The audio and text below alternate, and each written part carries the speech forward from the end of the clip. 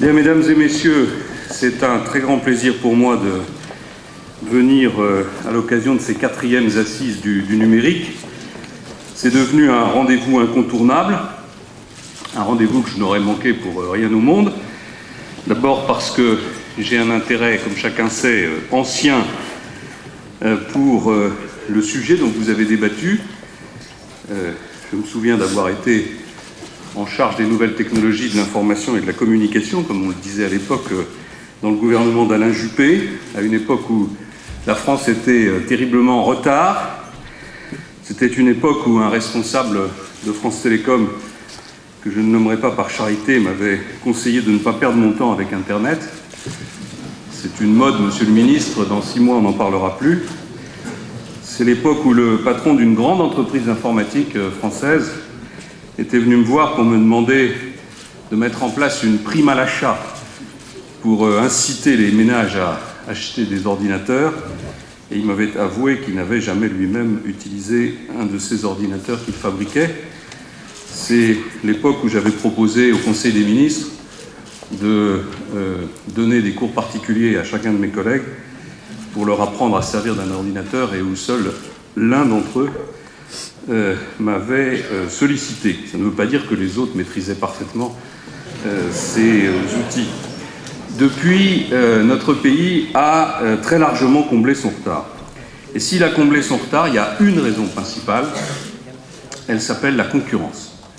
Il y a une raison principale, c'est la libéralisation du secteur des télécommunications. Ça n'est pas un grand plan gouvernemental, ça n'est pas une grande politique publique qui a permis de rattraper le retard, c'est la concurrence, j'ai envie de dire la concurrence régulée par une autorité indépendante qui s'est révélée extrêmement compétente. C'est une expérience qui est à méditer pour bien d'autres sujets et en particulier pour tout ce dont nous allons débattre, tout ce dont vous avez débattu à l'occasion de ces assises.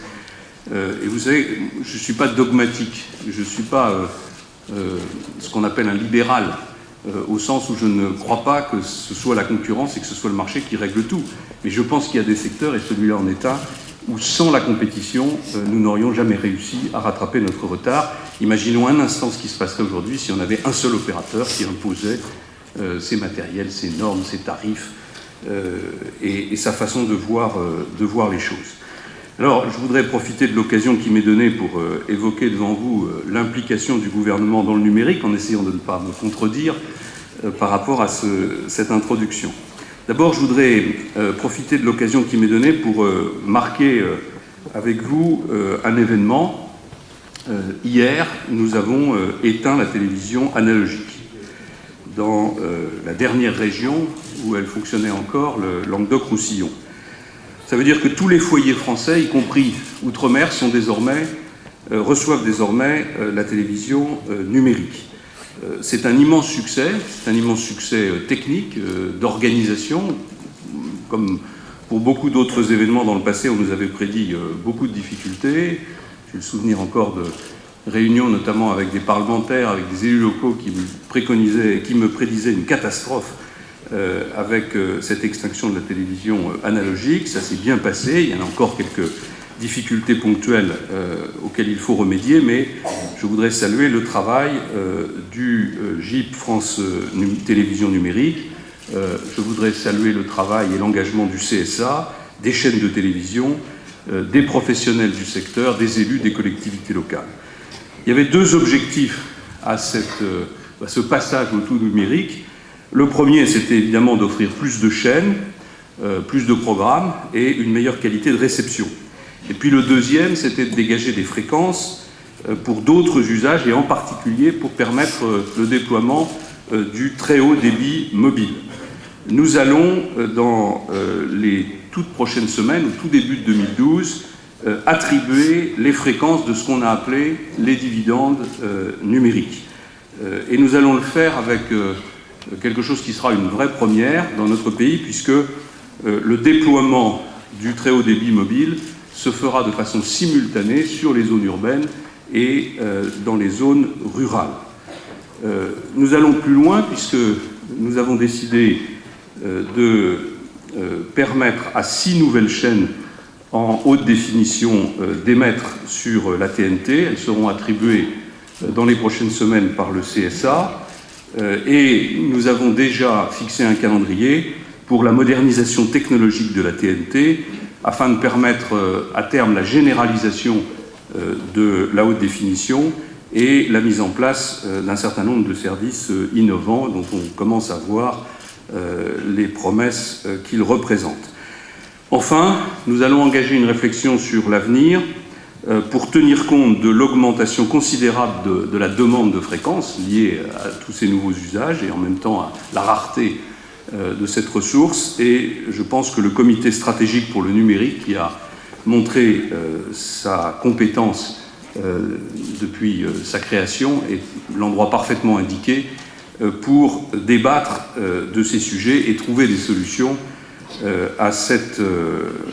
pour résoudre cette question de la rareté des fréquences et en même temps de l'augmentation considérable des demandes. Deuxième sujet que je voulais évoquer devant vous, c'est le plan France Numérique 2012. Nous avons d'ores et déjà décidé de consacrer 4,5 milliards sur le programme des investissements d'avenir que nous avons veillé à préserver malgré les difficultés financières que nous rencontrons et que vous connaissez. Éric Besson, ce matin, vous a présenté le premier bilan de la mise en œuvre de ce plan France Numérique 2012. Il vous a indiqué que 95% des mesures qui avaient été décidées étaient soit réalisées, soit en cours. Qu'est-ce qu'on veut faire à travers ce plan ? D'abord, tirer parti du potentiel de croissance que représente le numérique. Alors, il y a plusieurs manières de le faire et d'apporter le soutien de l'État à cette filière. D'abord, en soutenant la recherche et l'innovation. 1 milliard d'euros seront directement consacrés à la recherche et à l'innovation dans le domaine du numérique grâce au crédit impôt recherche. Nous avons considérablement augmenté ce crédit impôt recherche en 2007. C'est ce qu'on appelle une niche fiscale.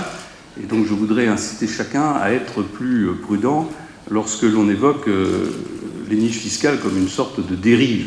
Il y a des niches fiscales qui sont inutiles et qui doivent être supprimées. Il y a des niches fiscales qui sont formidablement nécessaires et utiles. Et le crédit impôt recherche en fait partie. Et donc tous ceux qui nous expliquent que par un tour de passe-passe, on va financer la réduction du déficit par la suppression des niches fiscales, oui, il y a des niches fiscales qui peuvent être supprimées. Il y en a d'autres qu'il faut impérativement défendre. Et le crédit impôt recherche est vraiment, je crois, une réussite qui, après beaucoup de critiques, est aujourd'hui salué par tout le monde. C'est un dispositif qui fait de notre pays l'un des pays les plus attractifs de l'OCDE en matière de recherche et d'innovation. Dieu sait si nous en étions loin. Ensuite, nous avons décidé, dans le programme des investissements d'avenir, de consacrer 850 millions d'euros à la recherche et au développement sur les technologies de base du numérique, notamment les technologies nano-électroniques, les logiciels embarqués. Et dans le cadre de ce programme, il y a déjà 37 projets qui ont été sélectionnés pour un peu plus de 200 millions d'euros. La deuxième chose que nous voulons faire pour encourager ce secteur, c'est favoriser son financement. Et c'est particulièrement nécessaire dans une période où les banques ont un peu plus de mal à lâcher l'argent qu'elles ont d'ailleurs du mal à trouver elles-mêmes sur les marchés, et en particulier pour des projets de petites et de moyennes entreprises qui peuvent, de pas au premier abord, présenter toutes les garanties de sécurité que les banques réclament. Et donc nous avons mis en place plusieurs outils. D'abord le fonds stratégique, le FSI, qui est une véritable innovation, qui est née, vous le savez, de la crise de 2008 et qui a parmi ses axes prioritaires l'économie numérique. Le FSI peut donc intervenir directement en fonds propres dans des entreprises qui sont en phase de développement.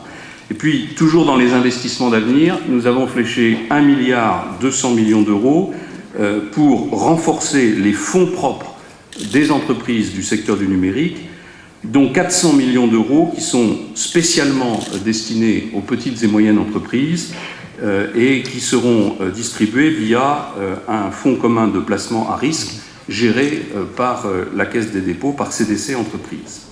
Je dois signer le premier engagement de crédit sur ce programme pour 100 millions d'euros dans quelques jours. Troisième axe de soutien à ce secteur, c'est le développement de la formation au métier du numérique. Il serait paradoxal que le développement et la croissance de ce secteur soient freinés par une absence de personnel qualifié. Ensuite, nous voulons encourager la diffusion des technologies numériques dans toute l'économie. Là encore, l'État doit se concentrer sur ce qui est de sa compétence et laisser les entreprises et le marché agir. Il y a un point clé pour la diffusion de ces technologies dans l'économie, c'est le cloud computing. Et s'agissant du cloud computing, la responsabilité des pouvoirs publics consiste, me semble-t-il, à faire émerger une offre européenne dans ce domaine, une offre de capacité qui permette de répondre à un certain nombre de défis que pose cette nouvelle manière de stocker les données et de les échanger, le défi de la sécurité et le défi de la souveraineté. Ensuite, au-delà du soutien que nous apportons au secteur économique, il faut que la révolution numérique soit à la portée de tous. Et lorsque l'on dit cela, évidemment, on pense à l'accès de tous les Français au très haut débit. Nous nous sommes fixés des objectifs très ambitieux, 70% des foyers à l'horizon 2020, 100% à l'horizon 2025. L'État a d'ores et déjà décidé d'y consacrer 2 milliards d'euros pour stimuler l'initiative privée et l'engagement des collectivités locales. On n'est donc pas dans un plan étatique, dans une logique étatique de déploiement d'une infrastructure, mais dans une logique de recherche de partenariat, d'effet de levier, grâce à l'intervention de l'État. La mise en œuvre complète de ce programme, qui parfois fait peur à certains ou suscite des critiques, représente près de 21 milliards d'euros sur 10 ans, dont la majeure partie, naturellement, devra être apportée par les acteurs privés. Le cadre juridique et économique du déploiement de la fibre est désormais stabilisé. La Commission européenne a validé le dispositif de soutien que nous avons mis en place. Dans ce dispositif de soutien, les collectivités territoriales ont un rôle essentiel à jouer. D'abord parce que ce sont elles qui connaissent le mieux les besoins et les contraintes des territoires, et donc c'est elles qui sont le mieux à même d'élaborer une planification au travers de schémas directeurs. Elles ont d'ailleurs, en tout cas pour beaucoup d'entre elles, su démontrer dans le passé leur capacité à porter des projets en complément de l'initiative privée. Il y en a qui sont très avancés dans cette démarche et je souhaite que les premières décisions de financement puissent intervenir dans les toutes prochaines semaines. Il ne faut pas, dans le déploiement de ce projet, revenir sur l'ouverture du marché à la concurrence. La France est parmi les pays où le déploiement du haut débit a le mieux réussi. La concurrence et la maîtrise technologique progressive des réseaux par les opérateurs ont permis un très haut niveau d'innovation. Nos prix sont parmi les plus bas du monde. Si nous devons nous lancer résolument dans l'aventure de la fibre optique, il nous faut aussi assurer un haut débit d'une qualité suffisante là où il n'existe pas aujourd'hui. Et une part du programme national très haut débit sera mobilisée à cette fin. Les investissements dans les réseaux de collecte en fibre optique doivent s'accélérer là où ils sont nécessaires. Enfin, il y a une erreur qu'il ne faudrait pas non plus commettre. Vous voyez que je suis dogmatique en rien, ce serait de faire preuve d'un excès de confiance vis-à-vis des opérateurs. Ils ont exprimé leur volonté de participer à ce chantier national. Ils doivent bien sûr y jouer pleinement leur rôle.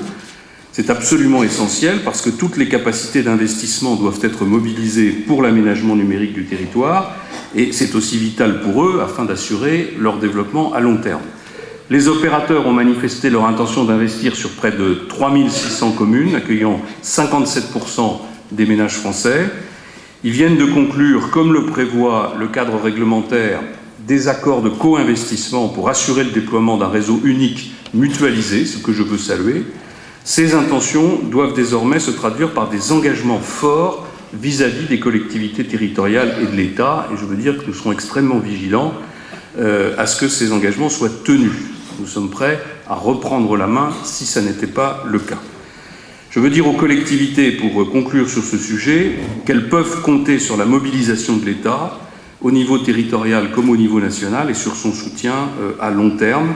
J'ai notamment demandé au préfet de région d'organiser, sous le régime d'une concertation entre opérateurs et collectivités, et c'est au fond là que l'État peut jouer son rôle, à la fois en apportant des capacités d'investissement, et puis en faisant l'interface entre les opérateurs et les collectivités, pour préciser le périmètre d'action de chacun et pour veiller dans la durée au respect des engagements qui ont été pris par les opérateurs. La troisième exigence de notre stratégie numérique consiste à soutenir les secteurs dont les fondements sont bouleversés par l'explosion du numérique et tirer parti de ses potentialités pour en développer d'autres. Parmi ces secteurs, il y a ceux de l'édition, de la musique, du cinéma, de l'audiovisuel.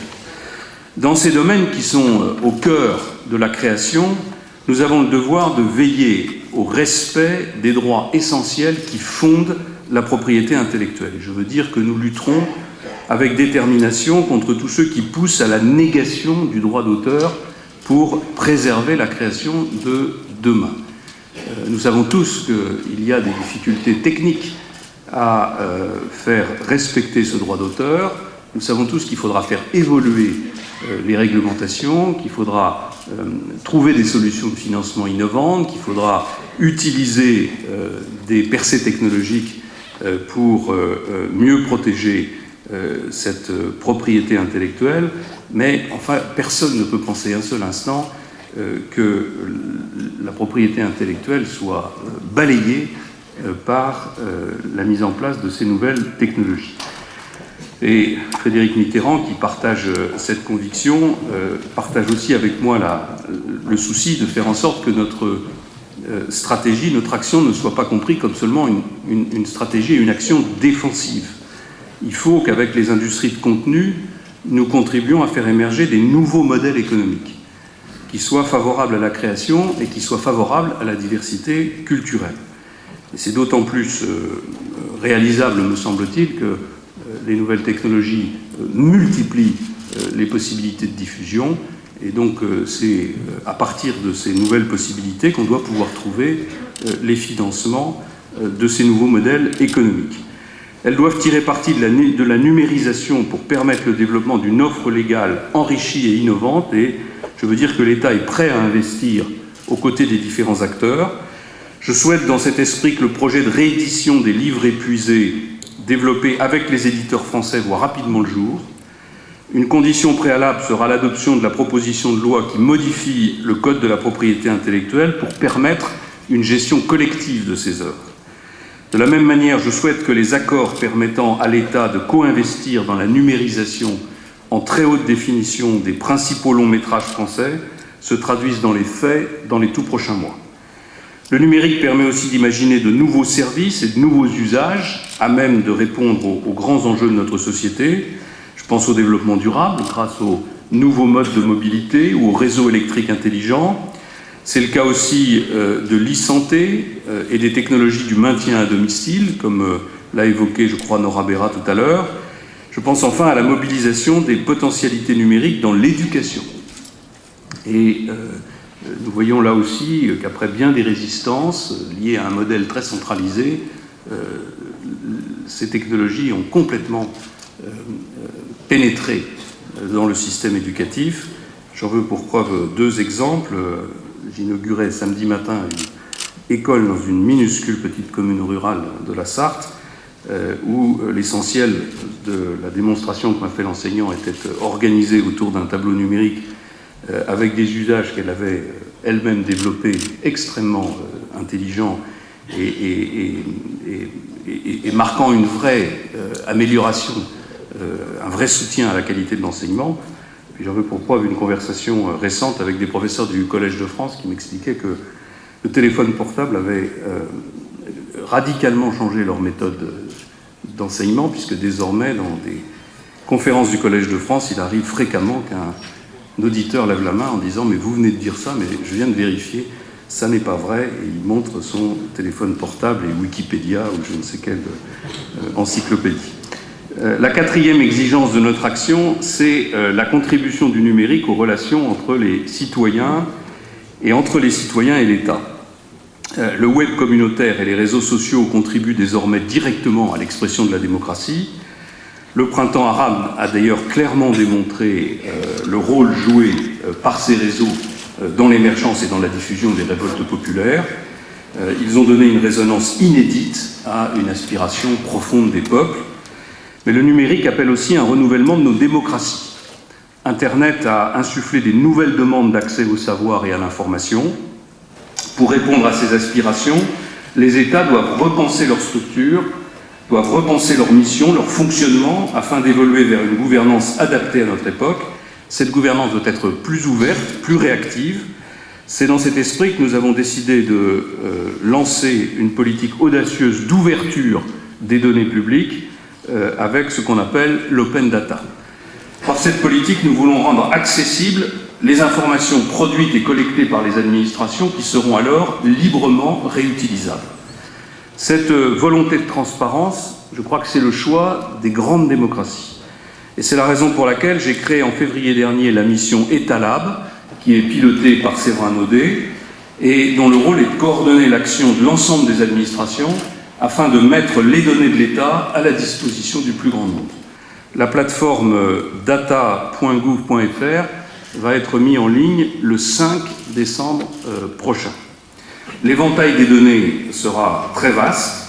L'open data concernera aussi bien, par exemple, les dépenses et les recettes de l'État que les mesures de la qualité de l'eau ou de l'air ou le patrimoine de l'État. Cette initiative contribuera donc à renforcer la transparence de l'action de l'État. Elle ouvrira le champ à une discussion avec les citoyens, à qui les institutions, celles de l'État, mais aussi celles des collectivités locales, doivent rendre des comptes. Voilà, mesdames et messieurs, les exigences qui guident notre action. La révolution numérique est à la fois technologique, elle est industrielle, elle est sociale.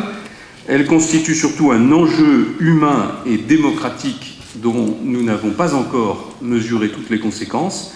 Et c'est la raison pour laquelle notre action doit être ouverte, elle doit être concertée, et c'est le sens de la création, voulue par le Président de la République, du Conseil national du numérique. Cette action, elle doit aussi être portée au niveau européen et au niveau international. À l'occasion du G8 qui s'est tenu à Deauville, les chefs d'État ont pour la première fois souligné l'importance de l'économie numérique pour la croissance et l'innovation, mais aussi le rôle de l'Internet dans la promotion des droits de l'homme et les enjeux qu'il soulève en termes de protection de la vie privée, de la propriété intellectuelle ou de sécurité. Ils ont rappelé leur volonté d'agir ensemble en lien avec les acteurs du monde économique et de la société civile. Mesdames et messieurs, au moment où de grandes ruptures sont en train de se produire dans les champs politiques, scientifiques ou culturels, la France doit démontrer que, comme par le passé, elle est toujours en mesure de saisir les clés de son renouvellement. Le numérique constitue l'un des espaces d'action au sein duquel nous pouvons investir notre intelligence, nos technologies, mais aussi notre conception du progrès humain. Et grâce en particulier à votre engagement, grâce à des événements comme celui que vous venez d'organiser, je suis convaincu que nous serons au rendez-vous.